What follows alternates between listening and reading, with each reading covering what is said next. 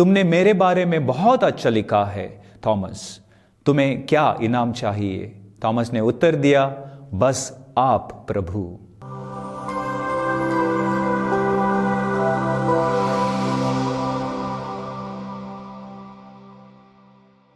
सबों को यीशु क्रिस्तु में प्रिय भाइयों और बहनों, आज जब हम महान धर्मशास्त्री और कलीसिया के शिक्षक डोमिनिकन संत थॉमस एक्वाइनस का पर्व मनाते हैं, तो प्रज्ञा ग्रंथ का यह पाठ उनके जीवन और विरासत से गहराई से जुड़ा हुआ प्रतीत होता है।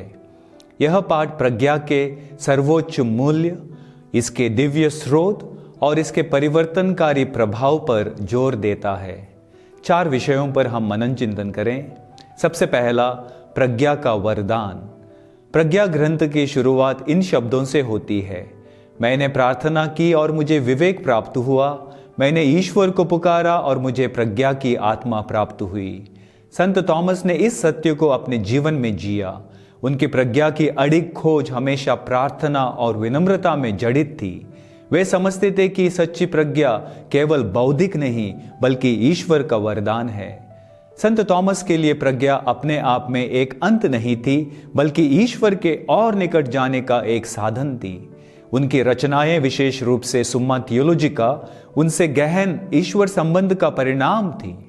वे हमें याद दिलाते हैं कि हमारा बौद्धिक प्रयास प्रार्थना में निहित होना चाहिए, ज्ञान को अपनी महिमा के लिए नहीं बल्कि ईश्वर की महिमा और दूसरों की सेवा के लिए खोजना चाहिए।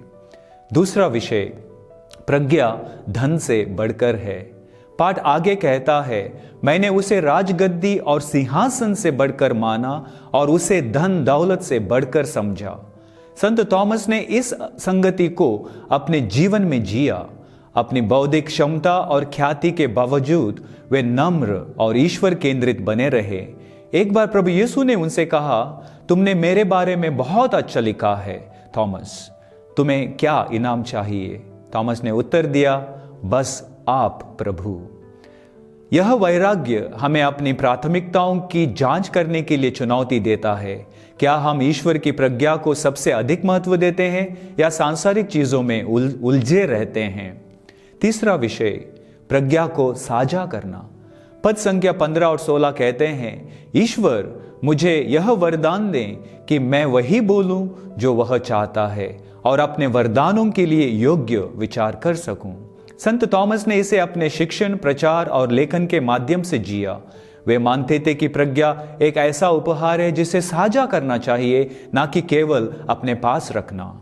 हम अपने जीवन में ईश्वर द्वारा दी गई प्रज्ञा को कैसे साझा कर सकते हैं? यह शिक्षण, मार्गदर्शन या सुसमाचार के साक्षी बनकर हो सकता है। संत थॉमस की तरह हम भी ईश्वर के सत्य और प्रेम के वाहक बनने के लिए बुलाए गए हैं। चौथा विषय, नम्रता और विश्वास का आह्वान। संत थॉमस का जीवन हमें नम्रता का पाठ भी सिखाता है।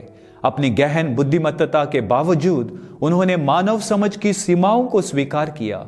अपने जीवन के अंत में ईश्वर के एक दिव्य दर्शन के बाद उन्होंने कहा, जो कुछ मैंने लिखा है वह उस महिमा के सामने तिनके के समान है जो मैंने देखी है।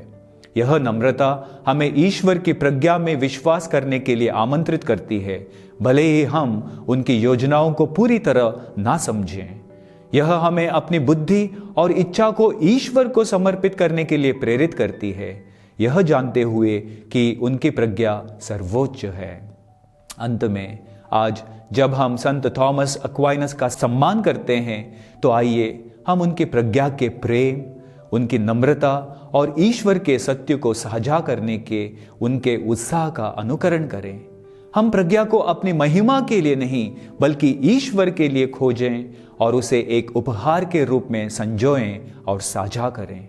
आइए हम उनकी मध्यस्थता के लिए प्रार्थना करें कि हम भी प्रज्ञा में बढ़ें और इसका उपयोग ईश्वर के राज्य को बनाने के लिए करें। आमीन।